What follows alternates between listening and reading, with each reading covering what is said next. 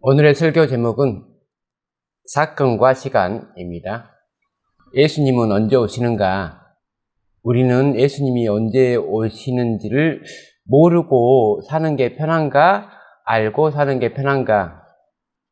모든 사람들이 알고자 하죠. 그러면은 예수님이 오시는 시간을 알아야 되는 건지, 아니면 예수님이 오실 수 있는 사건을 알아야 되는지, 그 둘 중에 하나를 생각을 해봐야 되죠. 우리가 다니엘서와 요한계시록을 연구하는 이유를 생각해 봅시다. 왜 연구할까요? 자격증 시험이나 공무원 시험을 볼 때 교재를 보면은 기본적인 이론을 설명해 놨고, 그 다음에 필수적으로 기출 문제를 공부를 해요. 시험을 보려는 사람들이 기출 문제를 풀어보는 건, 기출 문제는 예전에 나온 문제이기 때문에 앞으로는 사실 거의 안 나오죠. 근데 왜 기출 문제를 꼭 풀어보냐는 거죠. 기출 문제를 통해서 우리는 시험이 어떤 식으로 출제되는지를 이해를 해야 되는 거죠. 우리가 요한계시록과 다니엘서를 연구하는 이유는 요한계시록과 다니엘서에 예언된 말씀들이 과거에는 어떻게 성취가 되었는가를 연구하는 거고, 그것을 토대로 미래에는 어떻게 성취될 것인가를 예측하고 이해하는데 요한계시록과 다니엘서를 연구하는 의의가 있어요. 그냥 1844년 이전까지 이 일들만 쓰여 있다고 생각하면은 과거에 일어난 일을 맞추기 위해서 우리가 굳이 연구를 해야 되냐는 거죠. 연구를 하는 유일한 이유는 그런 역사적인 사실 가운데서, 성취된 예언 가운데서 미래에 속한 부분들을 이해하기 위함인데, 과거에 이루어진 예언을 연구하여 미래에 이루어질 예언을 예측하는 데 있다. 계시록 22장 20절, 이것들을 증언하신 이가 이르시되 내가 진실로 속히 오리라 하시거늘 아멘. 주 예수의 오시옵소서. 여기서 우리는 예수님이 다시 오실 시간을 알 수가 있죠. 언제입니까? 다시 오실 시간. 속히라는 말은 시간에 관계된 거죠. 예수님이 다시 오실 시간을 언급하고 있는데 속히 오신다고 합니다. 자, 그런데 다시 오심은 시간이 아니죠. 사건이죠. 예수님의 다시 오심은 사건이고, 언제 오시냐면 속히 오신다. 그래서 계시록 20장 21절에는 사건과 시간을 함께 언급하고 있어요. 오늘 우리가 알아볼 말씀들을 통해서 사건이 먼저인가 시간이 먼저인가 라는 거예요. 어떤 시간이 돼야지 그 사건이 일어난다고 생각하는 분들이 많기 때문에 제가 오늘 주장하고자 하는 것은 시간이 돼야지 사건이 일어난 게 아니고 사건이 일어나야지 그때부터 시간이 흐른다라는 것을 증명하고자 합니다. 시간이 먼저냐, 사건이 먼저냐? 2300주야부터 알아볼까요? 2300주야는 언제부터 시작합니까?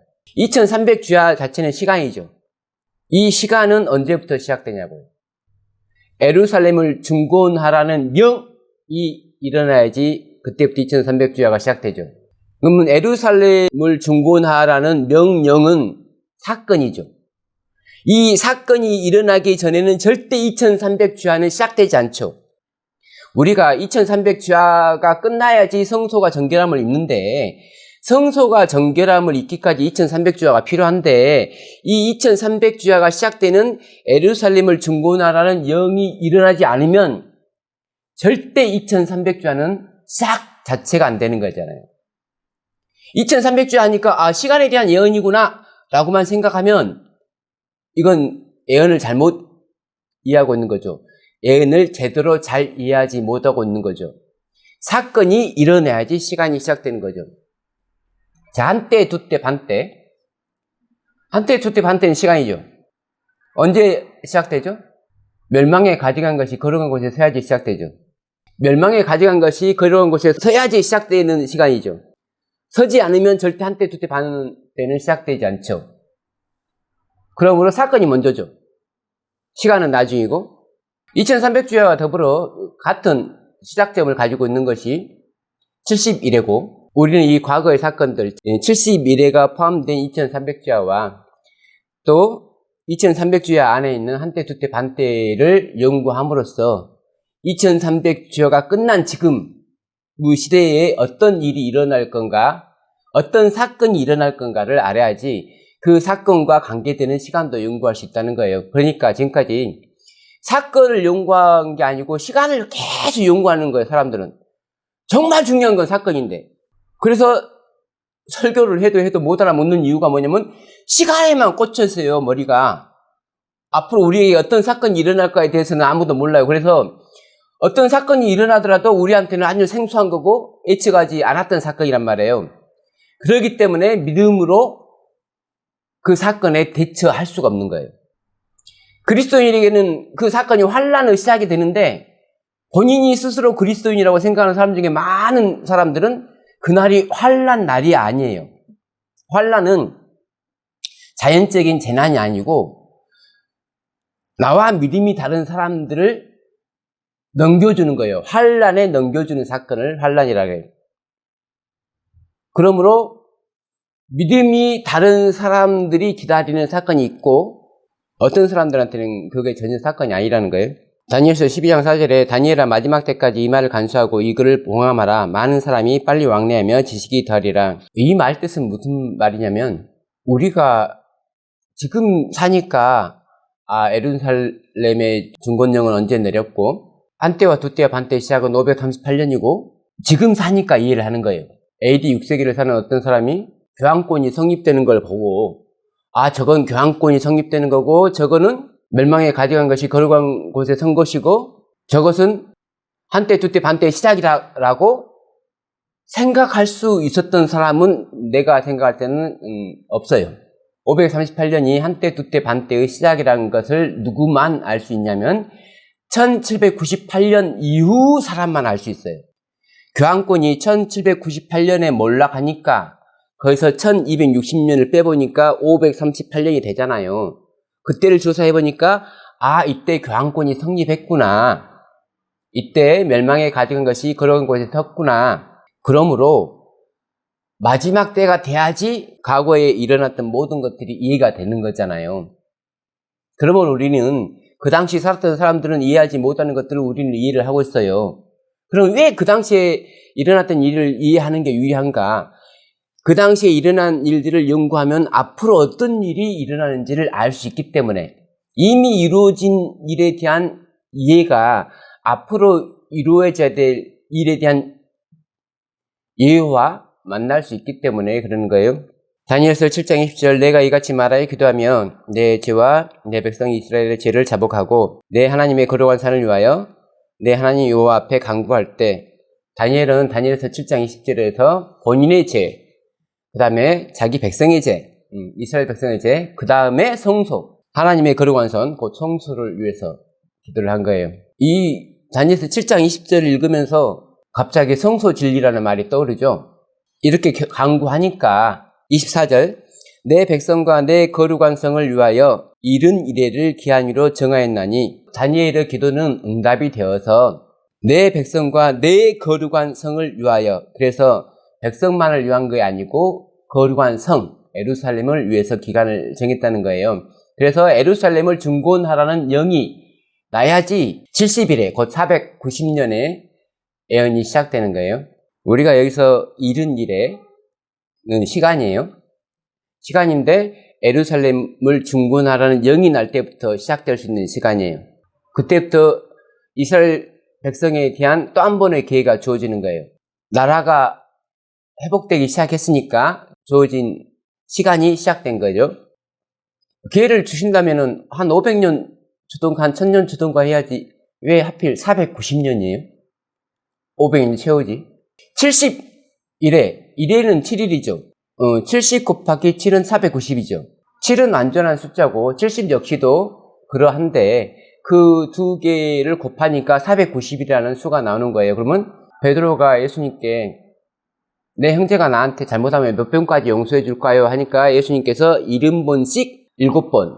이 71회라는 숫자는 하나님께서 이스라엘 백성, 유다 백성에게 주신 용서의 시간들이에요. 그 말은 다시 말해서 뭔 말이냐면 490년 동안 내가 너희를 용서를 해줬다는 거죠. 용서를 받을 기회를 줬다는 거죠. 근데 490년 동안 그들은 하나님이 용서를 안 해줘서가 아니고 용서를 거절했기 때문에 멸망한 거예요. 지금 과거의 사건들을 배우는 거잖아요. 그 시간 속에서 사건들을 배우는 거잖아요. 그 속에서 우리는 종말을 예측할 수 있어야 돼요. 왜 이스라엘 백성은, 왜 유다 민족은 멸망할 수밖에 없었는가? 490번 용서의 기회를 줬는데도 용서받기를 거절했으니까 멸망하잖아요. 이스라엘 백성은, 유다 민족은 하나님께서 최초로 선택한 백성이고 재림교회는 하나님께서 마지막으로 선택한 교회잖아요. 마지막으로 선택한 이유가 뭐냐는 거죠. 뭘 하시려고. 그게 사건이죠.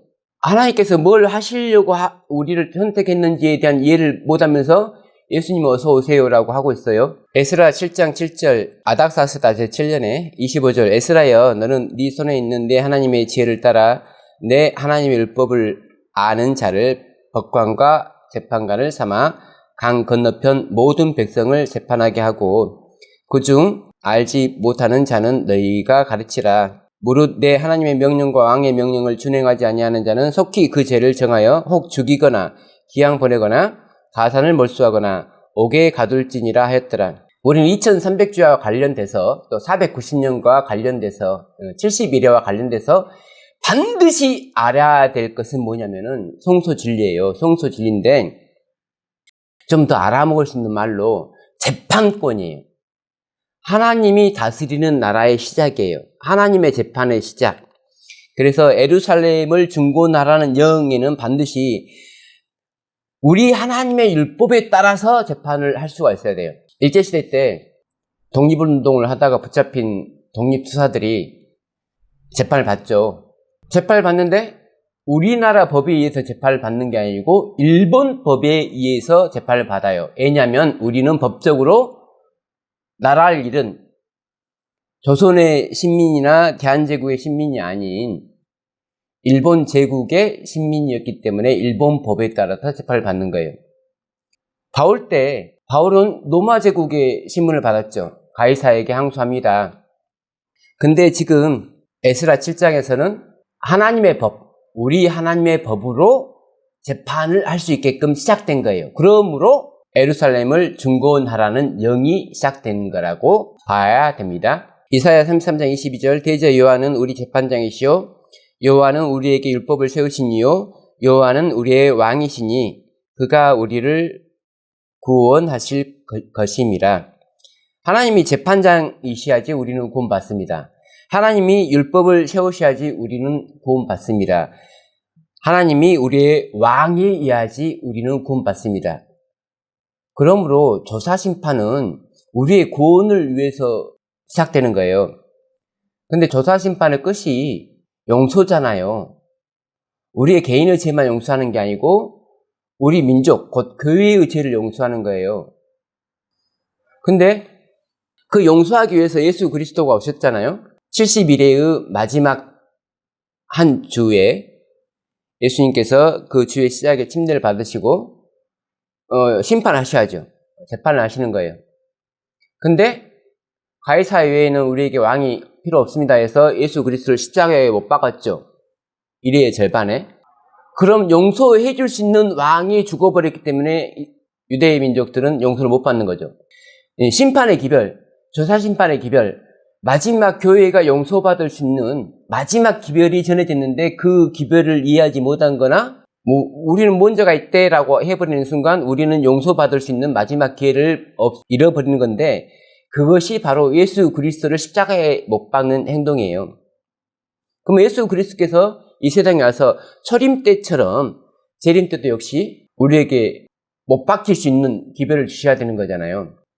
그거는 이따가 다시 언급하기로 합니다. 다니엘서 9장 26절 27절 애순 두 일회 후에 기름 부음을 받은 자가 끊어져 없어질 것이며 장차 한 왕의 백성이 와서 그 성읍과 성소를 무너뜨리려니와 그의 마지막은 홍수에 휩쓸림 같을 것이며 또 끝까지 전쟁이 있으리니 황폐할 것이 작정되니라. 여기 다니엘서 9장 26절에 예루살렘은 군대에 의해서 멸망한다라고 기록하고 있어요. 그리고 27절에 좀 더 어려운 말을 써요. 그가 장차 많은 사람들과 더불어 한 일의 동안에 언약을 굳게 맺고 그가 그 일의 절반에 제사와 예물을 금지할 것이며, 여기까지가 26절에 62일의 후에 기름 부음 받은 자가 끊어져 없어질 것이며 라는 말의 반복이에요. 그 다음에 또 포악하여 가정한 것이 날개를 의지하여 설 것이며, 이 말이 26절에 장차 한 왕의 백성이 와서 그 성읍과 성소를 무너뜨리려니와 라는 말의 반복이란 말이에요. 또 이미 정한 정말까지 진노가 황폐하게 하는 자에게 쏟아지리라 했느니라. 그래서 26절과 27절은 같은 말을 다르게 설명하고 있다. 그래서 마태복음의 기자인 마태는 27절을 기반으로 마태복음 24장을 기록하였고, 누가복음의 저자인 누가는 26절을 토대로 예루살렘이 군대에 에워싸이는 걸 보거든 이라고 한 거예요.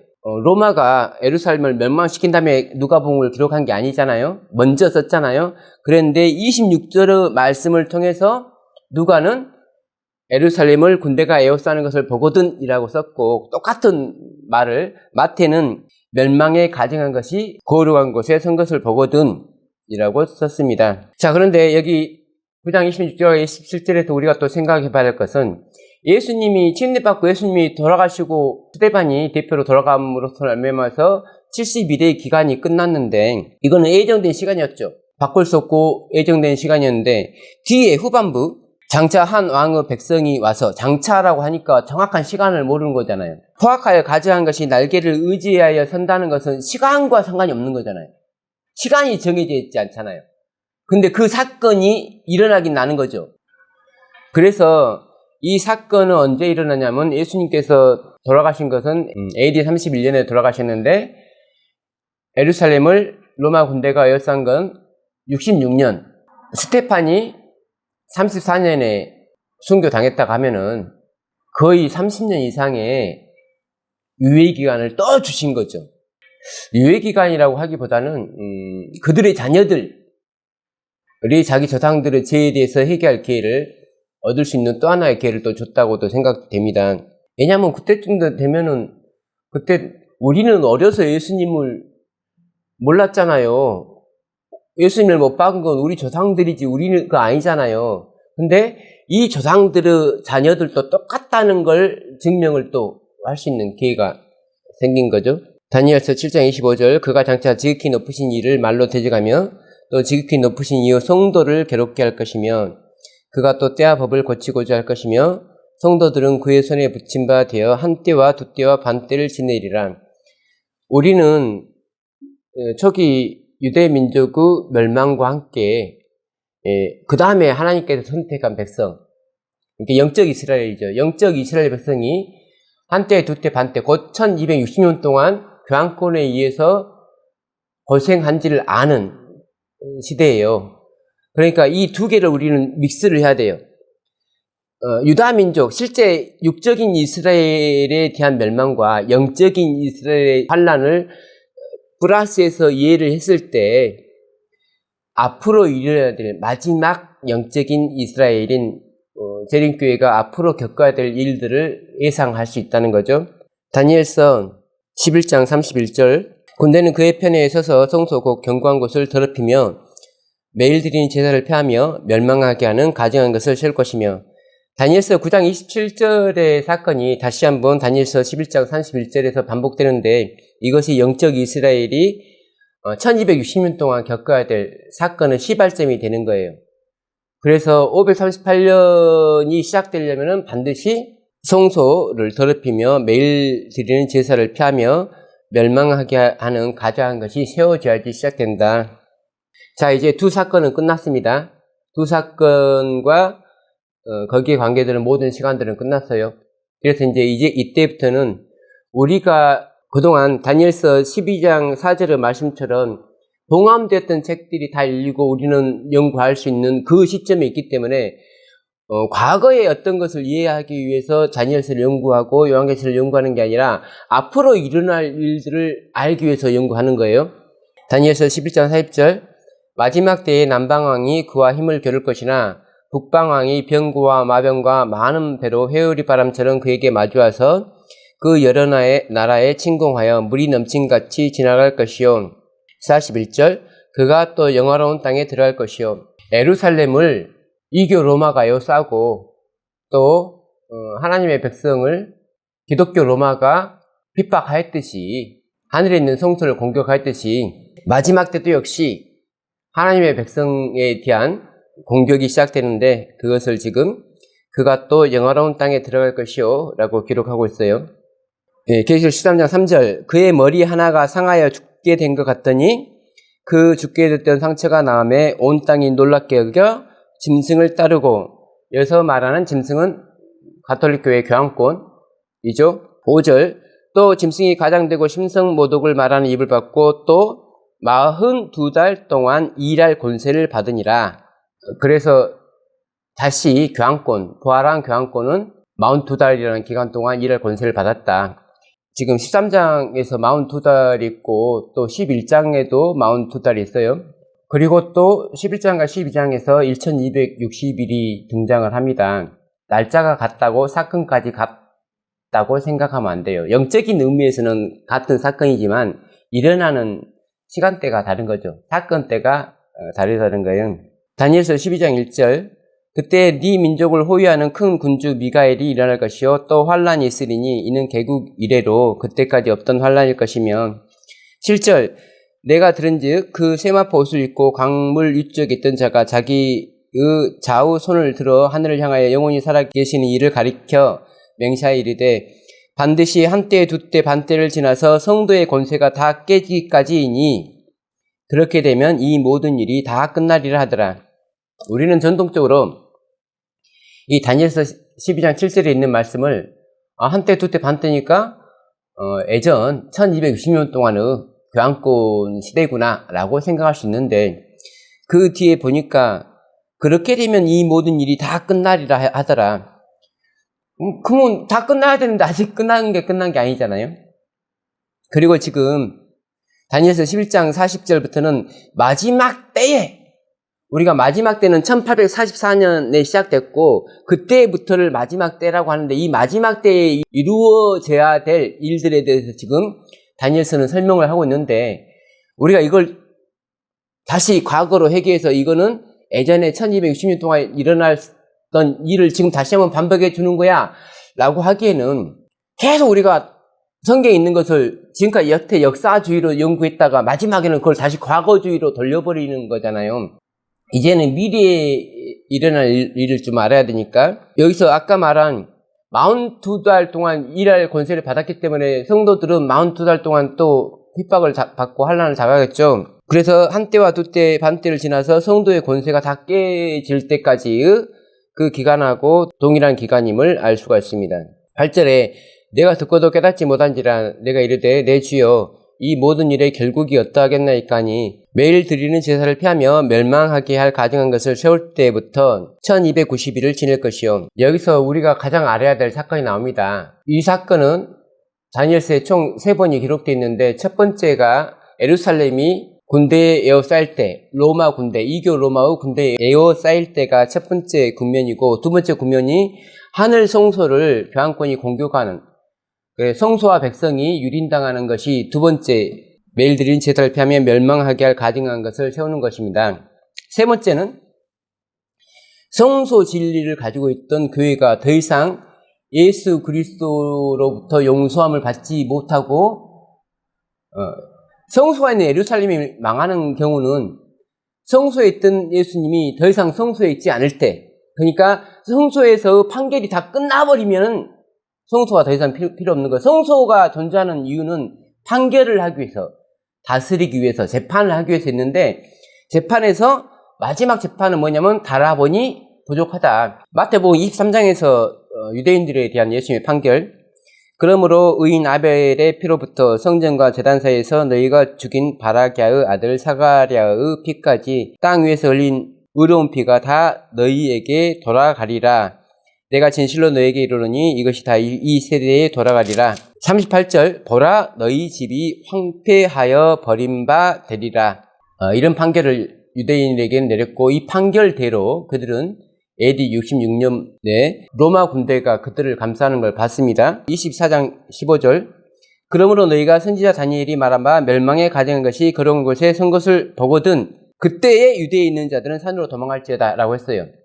그러면 여기서 우리는 사건을 알아야 되죠. 멸망에 가증한 것이 거룩한 곳에 선 것을 보거든 뭐가 가증한 것이고 뭐가 거룩한 곳인지를 알아야지 그 사건을 이해하는 거잖아요. 근데 똑같이 다니엘서를 읽은 유대인들은 전혀 그것이 자기들의 멸망을 재촉하는 암시하는 사건인지 몰랐다는 거고 똑같은 다니엘서를 연구하는 그리스도인들은 이제 예루살렘을 멸망하는구나 해서 66년에 1차 침입을 했던 로마군이 잠깐 후퇴를 하자마자 재빨리 예루살렘을 떠난 거예요.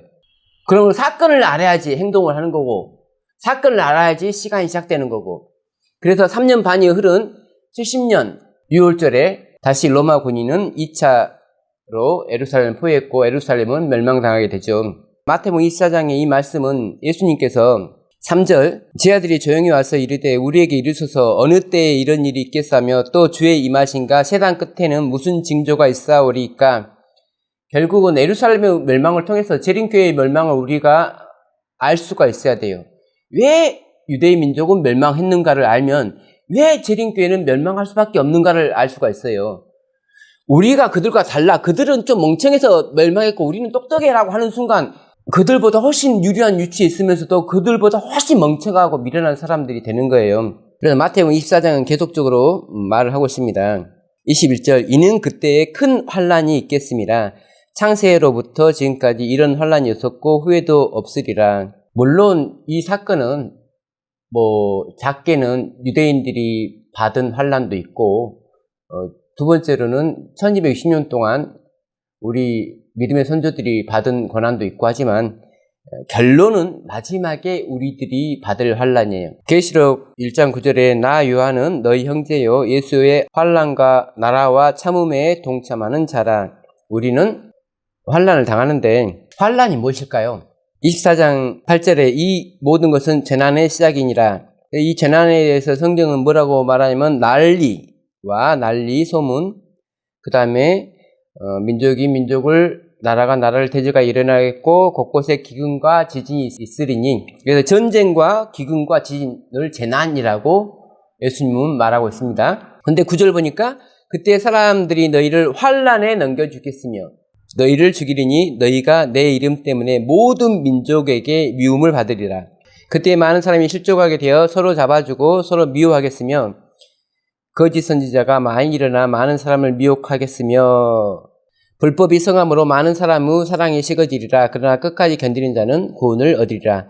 이 천국 복음이 모든 민족에게 증언되기 위하여 온 세상에 전파되리니 그제야 끝이 오리라. 우리가 환란에 넘겨지는 이유를 예수님께서는 복음이 온 세상에 증언되어야 되기 때문에 우리는 환란에 넘겨진다라고 설명하고 있어요. 자, 근데 여기서 그때 사람들이 너희를 환란에 넘겨주겠으며 그분들은 환란을 당하는 게 아니죠. 우리는 신앙적인 핍박을 당하기 때문에 우리에게는 환란이지만 그들에게는 환란이 아니죠. 재난은 같이 당하는 거지만 환란은 우리만 당하게끔 돼 있죠. 여기서 환란 중에 가장 큰 거 너희를 죽이리니 결국은 죽음이 가장 큰 환란이죠. 그래서 너희가 내 이름 때문에 모든 민족에게 미움을 받으리라. 사실 개신교 형제들도 자기들이 환란에 넘어갈 거라고 생각하고 있고 자기들도 온 세상에게 미움을 받을 거라고 생각을 해요. 물론 예수님 때문에 미움을 받는 경우보다 자기 자신들이 좀 잘못해서 미움 받는 경우가 더 많겠지만 같은 말씀을 누가복음 21장에서 이렇게 설명하고 있습니다.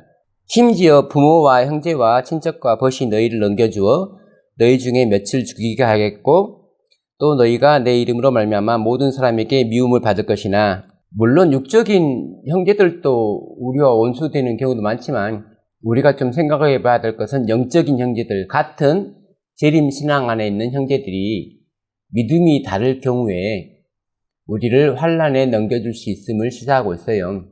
우리는 누군가를 환란에 넘겨줄 사람인가 아니면 우리가 누군가에 의해서 환난에 넘겨짐을 받을 사람인가? 지금까지 그리스도인이라는 사람이 누군가를 핍박한 적이 없잖아요. 핍박을 받았지. 근데 우리가 누군가를 핍박하는 경우가 있죠. 이 사람들이 이단이면 되는 거잖아요. 이단들을 핍박하는 거에 대해서 우리는 그걸 핍박이라고 생각하지 않고 당연한 거라고 생각하는 거예요. 우리랑 생각이 다른 사람들이 있는데 그 다른 사람들이 이단이면 되는 거예요. 그래서 사실 전혀 다른 교파의 사람들은 그런 이해관계가 없죠. 그 사람들은 원래 일요일에 교회 다니는 사람들이고 원래 영혼 불멸을 믿는 사람들이고 원래 마리아를 좋아하는 사람들이고 그런데 우리는 같은 신앙 안에 있다가 같은 신앙 안에 있는 사람들의 어떤 영적인 차이, 이해의 차이 때문에 서로 핍박할 수 있는 환경이 될 수도 있다는 거예요. 다니엘서 12장 1절입니다. 그때 내 민족을 호위하는 큰 군주 미가엘이 일어날 것이요 또 환란이 있으리니 이는 개국 이래로 그때까지 없던 환란일 것이며 환란이 먼저입니까? 예수 그리스도가 먼저입니까? 여기 그때 내 민족을 호위하는 큰 군주 미가엘이 일어날 것이요 이것은 재림입니까? 이것은 재림입니까? 큰 군주 미가엘이 일어나는 건 재림을 뜻합니까? 그렇다면 이 말이 재림을 뜻한다면 또 환란이 있으리니 이는 개국 이래로 그때까지 없던 환란일 것이며 예수님이 재림하셨는데 왜 환란이 필요해요? 아까 말했듯이 7재앙은 재난이에요. 환란이 아니에요. 환란은 성도들이 당하는 고생이에요. 근데 내 민족을 호위하는 큰 군주 미가엘이 일어나는데 왜 환란이 와야 되냐고요. 예수님이 우리 백인데 지금까지 12장 1절에 대해서 그렇게 생각해 본 적 없죠. 당연히 이거는 예수님의 재림이고 당연히 근데 순서상 예수님이 일어나는 게 사건인데 그 사건이 먼저고 그 다음에 환란이 두 번째예요. 순서가 예수님이 초림하셨잖아요. 초림을 했기 때문에 환란이 시작이 됐잖아요. 그리고 예수님이 죽은 후에는 또 제자들에 대한 환란이 시작되고 처음에는 유대인들에 의한 환란이 시작되고 그 다음에는 로마 제국에 의한 환란이 시작되고 하잖아요. 그러면서 복음이 세상에 전해지는 거잖아요. 천국 복음이 온 세상에 전해지기 위해서는 환란이 있어야지 무조건 되는 거예요. 환란은 누군가가 우리와 믿음이 달라서 우리를 핍박하는 것을 환란이라고 해요. 심지어 죽이기까지 하는 걸 환란이라고 한다고요. 그래서 군주 미가엘이 일어나지 않으면 환란은 시작되지 않는 거죠. 자, 근데 이 환란은 언제 시작되냐면 11절에 매일 드리는 제사를 피하며 멸망하게 할 가증한 것을 세울 때부터 시작되는 거예요. 그 세울 때부터 얼마만큼 시간이 필요하냐면은 계시록 13장에서 말하듯이 42달이 필요하고 다니엘서 7장에 말하듯이 한때, 두때, 반때 둘 다 3년 반이라는 기간이 걸려요. 3년 반이라는 기간 동안에 성도의 권세가 다 깨질 때까지 죽게 되었다 살아난 짐승에게 그 권세를 하나님께서 예수님께서 허락하시는 거예요. 그것을 우리는 일요일 법령, 짐승의 표. 짐승의 표는 뭐냐면은 하나님의 인이 있죠. 하나님을 우리가 섬긴다고 사람들에게 증언하는 게 있는데 안식일이죠. 짐승의 표는 짐승에게 경배한다는 표예요. 하나님의 인은 나는 하나님의 백성이라는 표고 짐승의 표는 나는 짐승에게 경배해 라는 표예요. 내가 크리스마스를 지켜요. 크리스마스를 지키면은 크리스마스를 누가 만들었냐? 하나님이 만들었으면 나는 하나님께 경배하는 거죠. 근데 크리스마스는 로마 교회가 만들었다. 그럼 내가 크리스마스를 지킴으로써 로마 교회를 존중하는 거예요. 내가 일요일을 지켜요. 그러면 일요일은 누가 만들었나? 하나님이 만들었다? 아니죠. 가톨릭 교회가 만들었잖아요. 그러면 일요일을 지키면 가톨릭에 경배하는 표예요. 이게 짐승의 표예요. 이 기본적인 이해를 하지 않으면은 자꾸 뭘 받아야 되는 걸로 착각을 하는 거예요. 자, 근데 사탄이 바보가 아니라고요. 너 나 경배 안 해. 너 나 경배 안 해. 일일이 한 명씩 어떻게 찾아다니냐고요. 너네 교회는 일요일 지켜 안 지켜. 그게 짐승의 표라고요. 근데 재림교회는 일요일을 지키면서도 그걸 죄책감을 안 갖게끔 돼 있어요.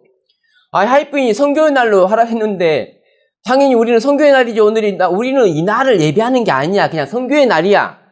근데 그것이 일요일을 경배하는 것이라고요.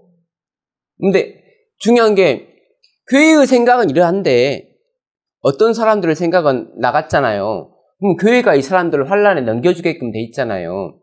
참 불필요한 사람들이야. 우리는 앞으로 교회 눈에 참 불필요한 사람들이 되는 거예요.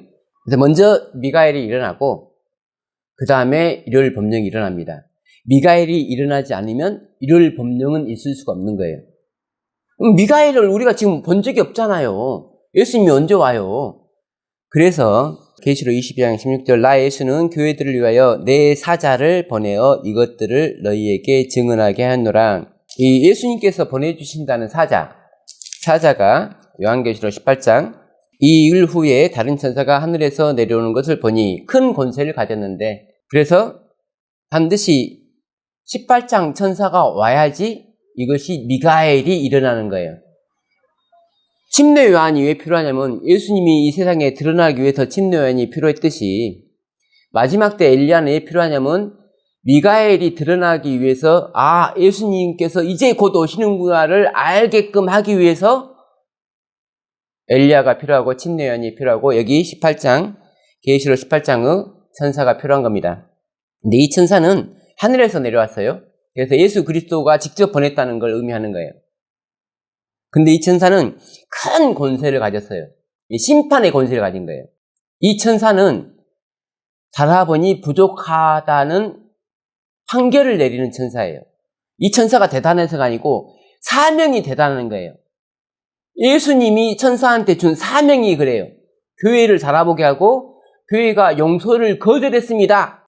성소 진리의 핵심이 교회의 죄가 용서받는 게 핵심인데 교회는 우리는 죄가 없어요. 죄가 없으니까 용서받을 게 없어요. 그러므로 예수 그리스도의 용서가 필요 없는 교회예요. 라고 했기 때문에 판결이 내린 거예요. 이 18장 천사에 의해서 그 판결을 내리기 위해서 그의 영광으로 땅이 환해져서 모든 진리가 다 회복되는 거예요. 모든 율법이 다 회복되는 거예요. 율법의 한 절차, 성화의 진리에 대해서 말하고 조사심판이 어떻게 끝나고 어떻게 시작되고를 다 말한 거예요. 그래서 이거는 세린교인이 정말 들어서 너무 감사해야 되고 너무 감동해야 될 진리임에도 불구하고 안 믿는 게 100명에 한 분 정도는 믿어요. 나머지 99분이 안 믿잖아요. 왜 안 믿을까? 이상한 거잖아요. 요한은 기록하기를 그가 세상에 계셨으며 세상은 그로 말미암아 지은 바 되었을 때 세상이 그를 알지 못하였고 자기 땅에 오매 자기 백성이 영접하지 아니하였으나 나사렛 사람들만 예수님을 영접 안 한 게 아니고 유대 나라 전체가 영접 안 했는데 그거에 대해서 마가복음 6장 6절에 이런 말이 기록되었어요. 그들이 믿지 않음을 이상히 여기셨더라. 여태 그들은 예수 그리스도를 기다렸잖아요. 막상 오니까 배척해. 그건 이해가 안 되는 건데 예수님도 그걸 왜 안 믿지? 이상한 거잖아요. 여태 아멘 주 예수여 오시옵소서라고 하는 사람들이 예수님이 오실 수 있는 기회를 전해도 안 믿어. 정말 이상하잖아요. 내가 아무리 생각해봐도 모르겠어. 우리 같은 보통적인 사람이 성경을 연구하고 이해하고 깨달을 수 있는 머리를 가졌는데 한평생 예수 그리스도를 기다렸다는 훌륭하신 목사님들, 장로님들 막 그런 분들이 도대체 지금까지 뭘 기다렸냐는 거죠. 예수님의 재림을 기다린 게 아니야, 이 사람들은. 예수님의 왕되심을 기다렸던 게 아니라고요.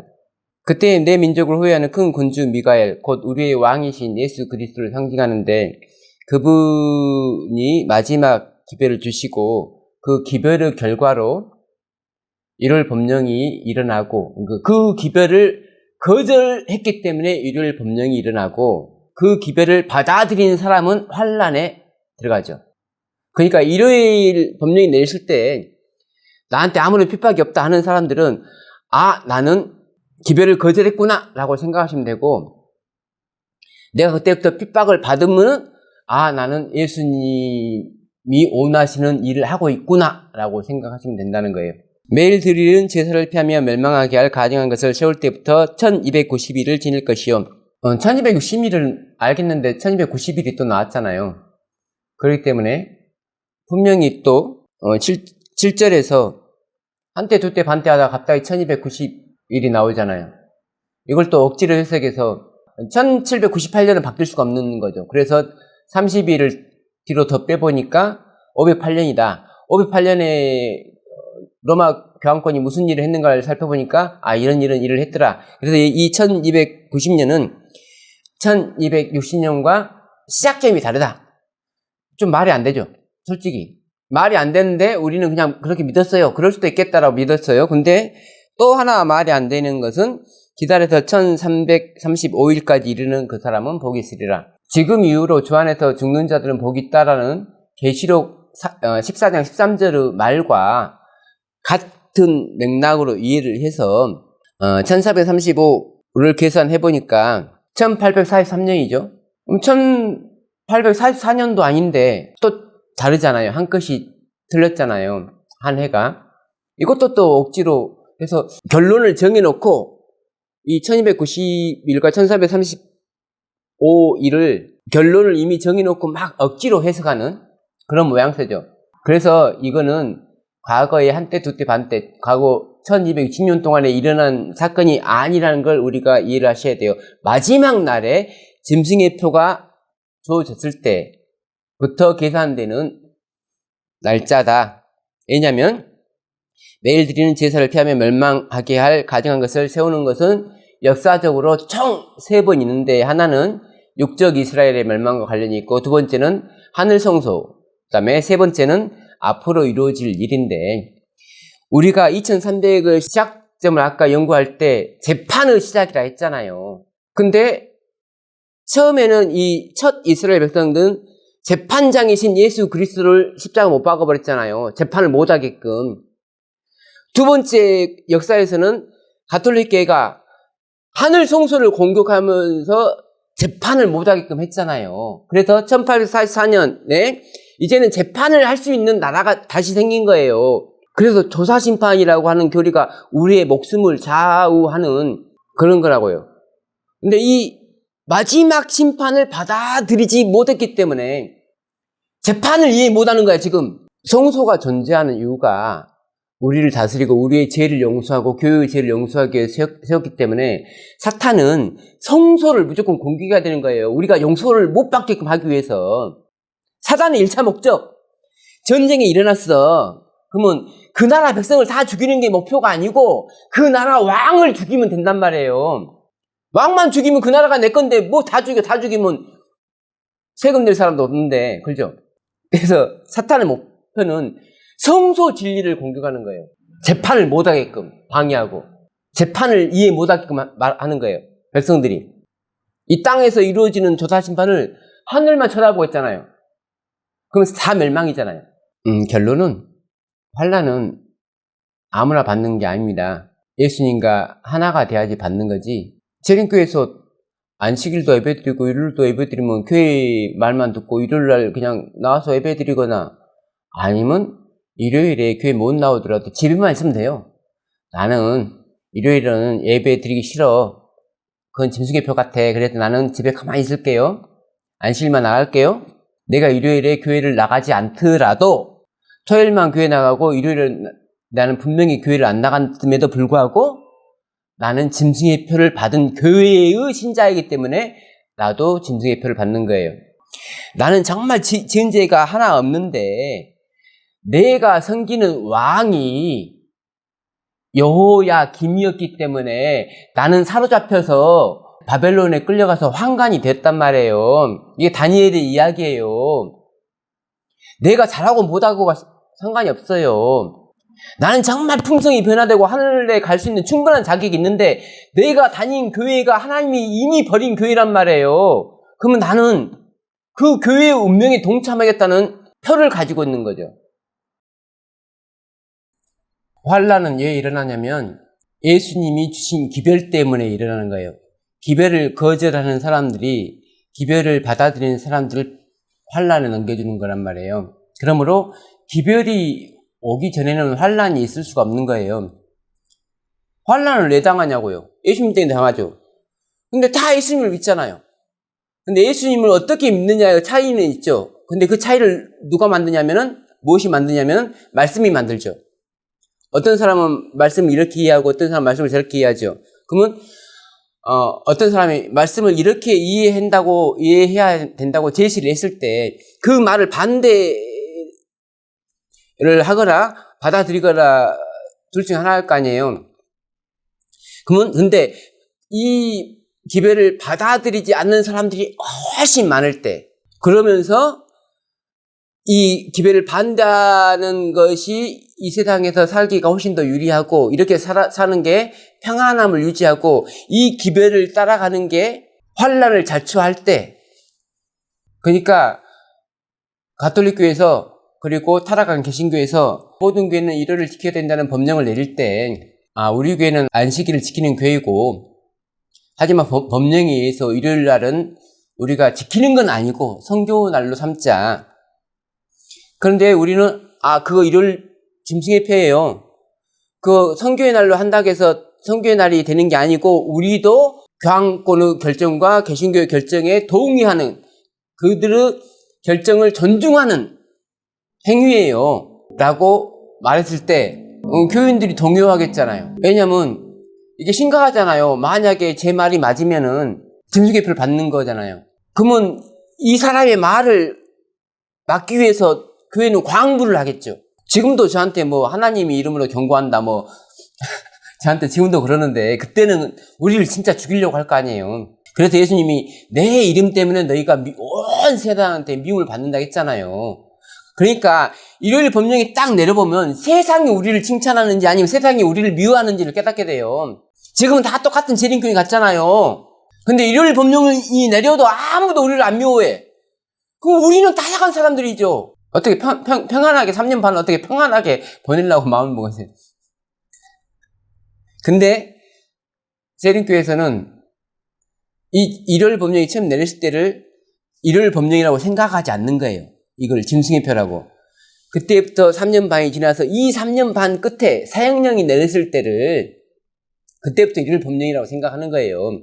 그럼 문제가 있죠. 일요일 법령이 이미 끝나버렸는데 재림교회는 이때부터가 일요일 법령입니다 라고 생각하는 거잖아요. 그게 문제가 있죠. 그래서 본인들이 잘하고 못하고를 너무 늦게 아는 거죠.